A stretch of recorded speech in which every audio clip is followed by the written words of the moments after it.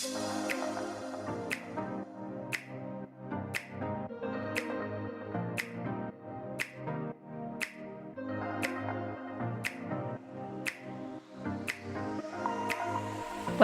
to the Feel Your Best Formula podcast. Are you over 40 and tired of struggling with your weight, dieting, and constantly feeling like you're starting over with nutrition and fitness? Do you wish you had more energy? Do you want to lose weight and finally keep it off for good? I'm Lil, a certified nutrition coach and former registered nurse. I too have been there, and at the age of 44, I decided I was done with fad diets and chasing a lower number on the scale. I was so tired of constantly starting over and wondering why I couldn't get lasting results.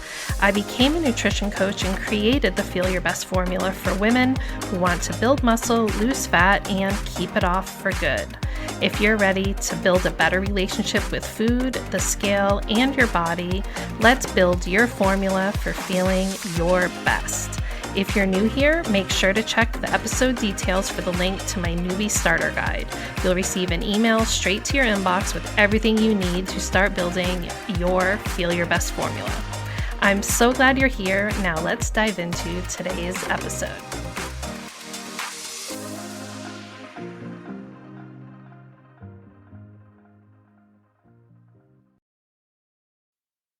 Hey guys, welcome to episode 5 of the Feel Your Best Formula podcast. I'm Lil, and I'm so glad you're here. I just found out that this podcast is already in the top 25% of podcasts, which just blew me away. I'm so thankful for all of you who are listening, who are subscribing, who are sharing this with your friends and family that you think could benefit from discussing these topics. So thank you so much. Today's topic is something that is going to be an integral piece of your formula for feeling your best. And that's why I'm going to break it into 2 parts so that we'll go over the first part today, and then the next episode will be part 2. But we're talking about nutrition, which is an incredibly nuanced topic. And it definitely is something that is talked about all the time on social media. You're constantly being bombarded with weight loss plans, the latest diet. And to be honest, a lot of those weight loss plans are trying to overcomplicate things for you so that they can sell you something. And in today's episode, we're going to talk about just the basics on how weight loss works for the vast majority of people. Again, this is a nuanced topic because some people may have underlying conditions where their body does react differently. But we're going to talk in general terms just to remind ourselves how weight loss works. And also, I feel very strongly that it is important, again, to take ownership. Now, we talked about this in episode 3 with choosing your fitness program, how you have to take ownership and hold yourself accountable. And I think sometimes with nutrition, it's so tempting to just say, just tell me what to eat, give me a meal plan, give me a grocery list, and just tell me what to do. And I've done that myself. I've been there myself. And at the end of the day, everyone has a totally different day-to-day life, your family makeup, the different special needs of your family, your own special needs, the foods that you like, the foods that you enjoy, the time that you have to prepare your foods. All of that is special and unique for each and every one of us.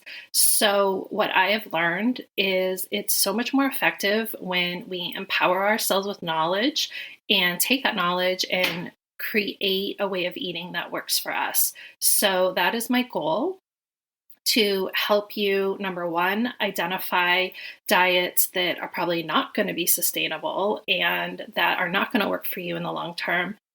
And number 2, help you notice what diets sound like they actually make sense and are worth investing the time and energy in to learn and then tweak so that it works for you. So, like I said, it's an incredibly nuanced topic. If you do have an underlying medical condition, if you do suspect that perhaps you have something going on that is making weight loss difficult for you, then I would definitely talk to your physician. Maybe you need to work with a registered dietitian, but the information in this podcast is generally generally speaking, for those of you like me who just want to live healthier and want to create a sustainable long-term way of living that is really easy day to day, that is something that you can see yourself doing today, and you know that you won't have any trouble following it in days, weeks, months to come.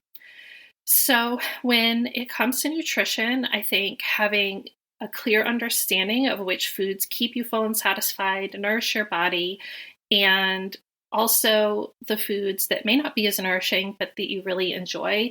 I think it's really important to have room for all of those foods in your diet and really learn what that looks like for you. I know that I've been on diets that are very restrictive, and I wasn't allowed to have sugar or ice cream or candy or any of those foods that I do truly enjoy. And what happens is I would just end up binging. And what I found now is having a way of eating that has room for all foods is just so much more enjoyable. And it's helped me have a better relationship with my body and obviously a better relationship with food. And that is something that I hope every woman can achieve. And it doesn't have to be about weight loss. It can be about letting go of those expectations on ourselves and just creating that healthy relationship with food to begin with. So the first thing we're going to talk about is like I said, take it back to basics. And this is going to be a little nutrition 101 so that you can go back to remembering what nutrition is all about and why our body needs food. Because again, this is something that has been overcomplicated. There's so much misinformation out there. There's so many people trying to sell you different weight loss solutions. And let's take it back to reality and learn what it's really all about. So we're going to go over how we fuel our body. Now, that unit of measurement, the energy that our body uses, is measured in kilocalories, which is often shortened to calories. So that's the word that we're going to use. And calories are just fuel. So just like you put gas in your car, the food that you eat has calories in it in different amounts depending on the food, but we need to fuel our body with calories. Our body requires a certain baseline level of calories in order to function. Your heart beating, your breathing, digesting your food, your brain function. You even burn calories while you're sleeping because your body constantly has all these chemical reactions going on that use calories. This is called your basal metabolic rate. And anything you add on top of that, any extra activity that is not a workout, is called non-exercise activity thermogenesis, or NEAT. And NEAT is the energy used to walk around, doing chores, gardening, knitting, just activities of daily life. So your basal metabolic rate is energy that you're burning just sitting on the couch. And then your NEAT is the energy that you're burning getting up to walk to another room. On top of that, your body also has the calories that you burn during intentional exercise, which can be, another 100, 200, 300 calories in your day. But the vast majority of your calories in your day are actually used during that basal metabolic rate, which is why when people talk about weight loss, they're always talking about nutrition. You always hear people say, diet is 85% of your results. Well, this is exactly why, because the vast majority of your calories that you burn during the day is during that basal metabolic rate, which you don't really have too much control over. And it's a lot easier to cut out 500 calories in your day than burn off an extra 500 calories. If you were doing a workout, it would have to be super high intensity for a long amount of time in order to burn 500 calories. And you may be someone that, generally speaking, burns a huge amount of calories during your workouts.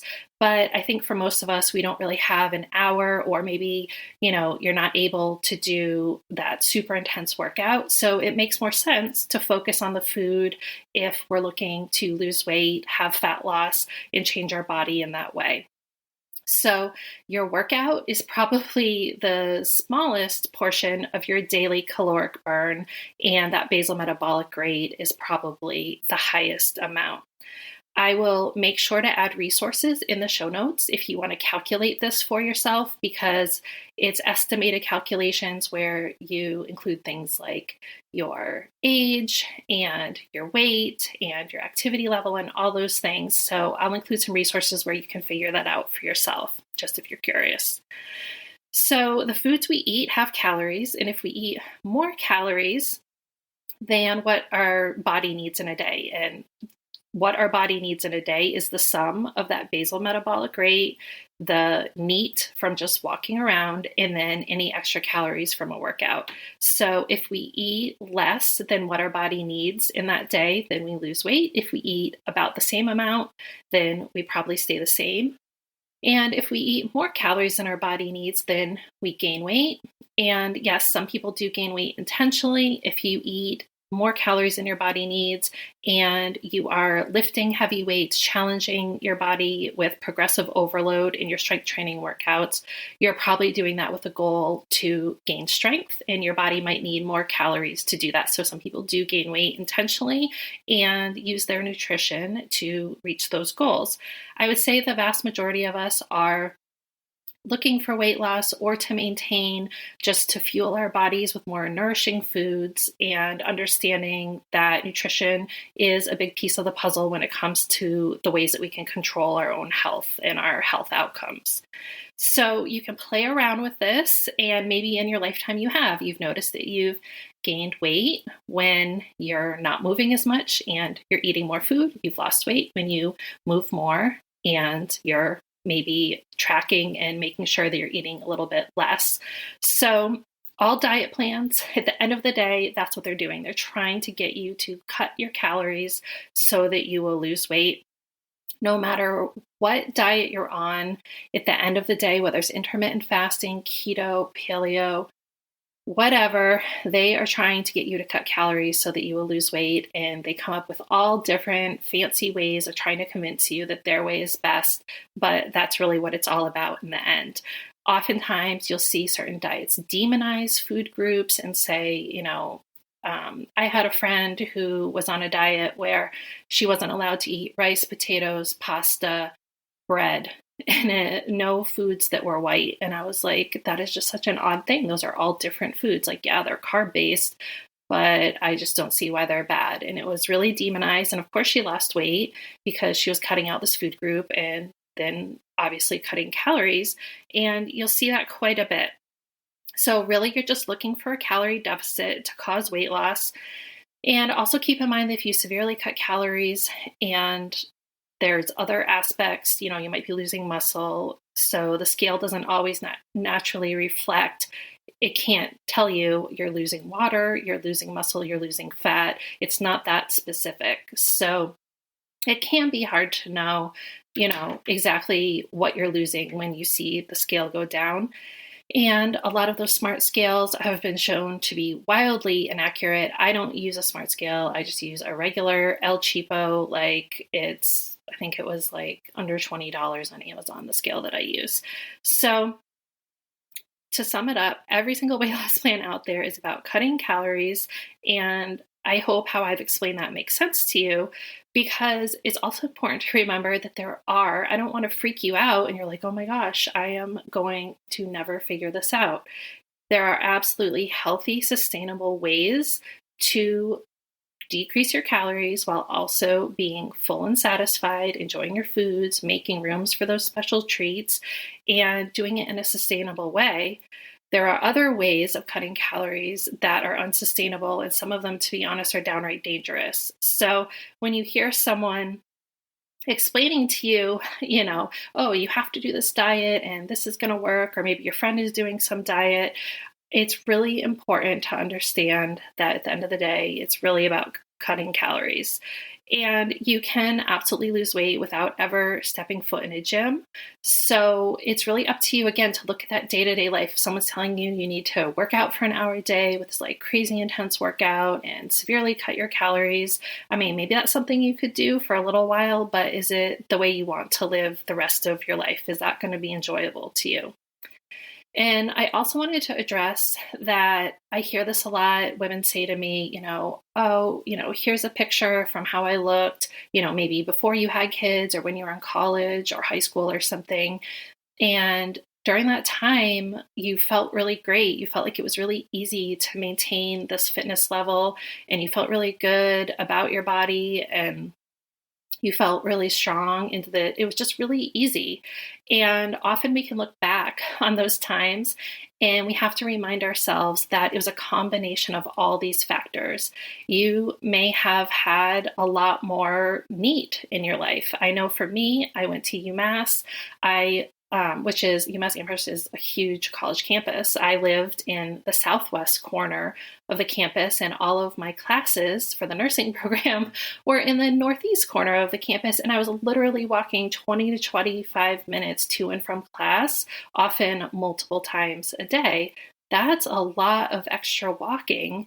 And even though I was eating, kind of not the healthiest diet based on what the dining commons looked like back then, I still really maintained a great weight, a level of fitness that was really easy for me because I had so much daily activity in my life, and I didn't even go to the gym or work out at that time in my life.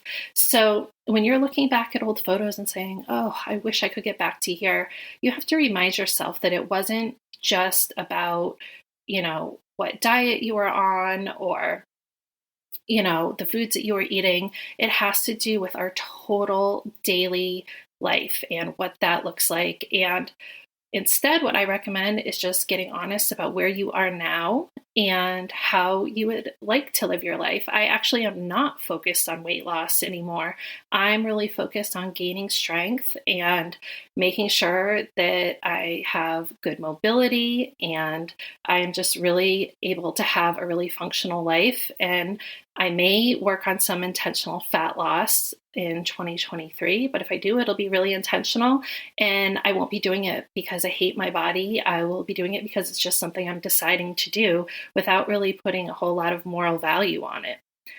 So as we're moving forward, and hopefully this is all making sense to you, and maybe it's a little bit of a different perspective than, how you're used to thinking about nutrition, I do want to close out this episode with just thinking about some red flags, because if you're listening to this at the end of 2022, you're probably going to be bombarded with so many social media messaging, ads, things on the radio that are trying to get you to, follow their diet for 2023.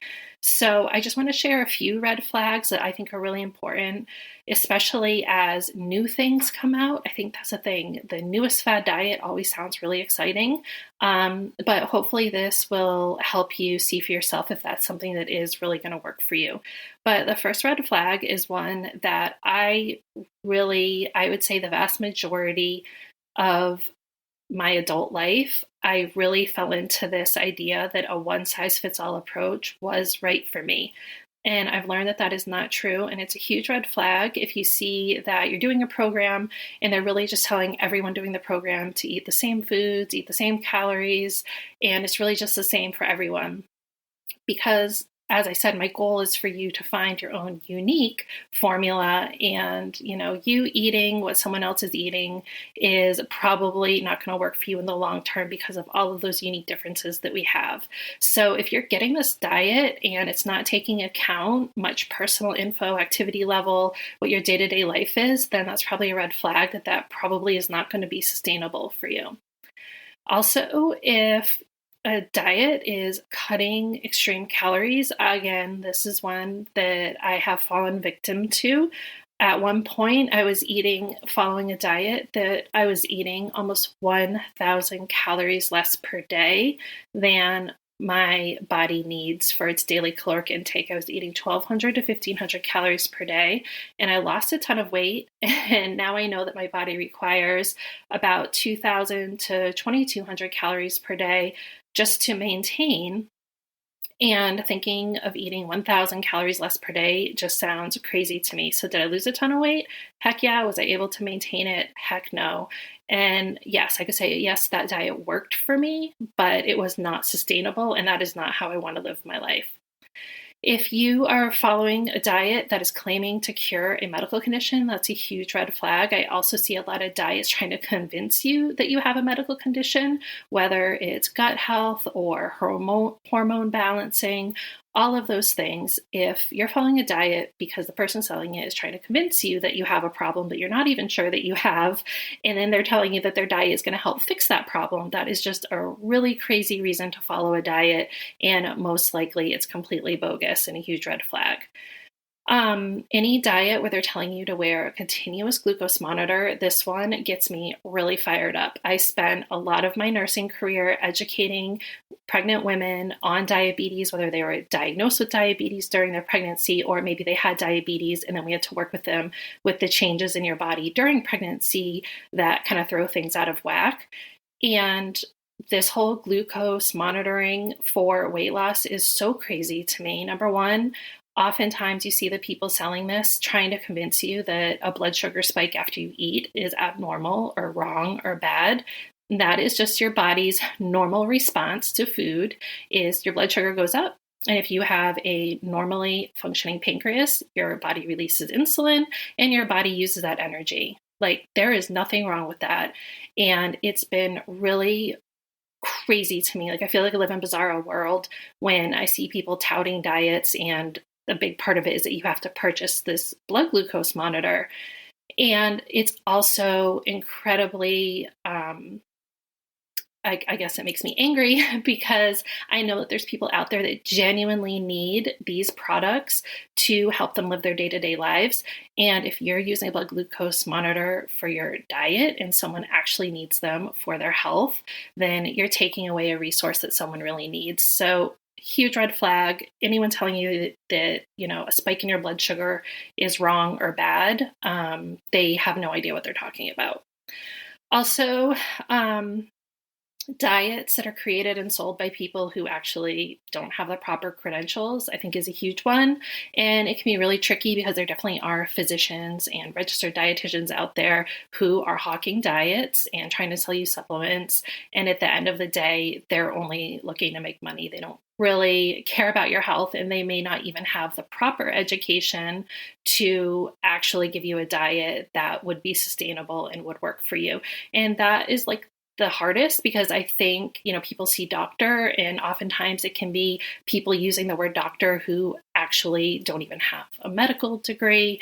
And sometimes registered dietitians actually do come up with things that aren't science backed, and they're just trying to sell you a weight loss plan so they can make money. So those are just some red flags. And in our next episode, we're actually just going to talk about really simple ways that you can learn how to eat better, how to eat for your goals. And I'll share a little bit with what I'm doing, what I've been doing, and also how that can have such a positive effect on how you feel about food and your relationship with food, which is something that I've struggled with my entire adult life. And it's really only been in the past year that I've just felt so good about my food choices and letting go of, good food, bad food, emotional eating, and all of those things. So that's what we're going to talk about on the next part 2. So thank you so much for listening. I hope that the information we talk about here helps you look at things a little bit differently. I hope that it helps you formulate your best healthy life, because that's what we're all about here. And I hope that you'll come back to listen to part 2. Have a great day, and please don't forget to subscribe and share this episode with your friends and family that might find value in it. Have a great day. Thank you so much for tuning into today's episode of the Feel Your Best Formula podcast. If you haven't already, make sure to check the episode details for my new listener starter guide, and any additional resources mentioned in the episode can also be found in the show notes on my website. You can always find me on Instagram at Macros with Lil, and for more healthy lifestyle tips, recipes, and information on my one-to-one and group coaching services, make sure to check out my website. All the links can be found below. If you know someone else who is ready to start building their formula for feeling their best, please share the love and send them a link to the podcast. I hope you found today's episode helpful, and I'll see you back here next week for a brand new one.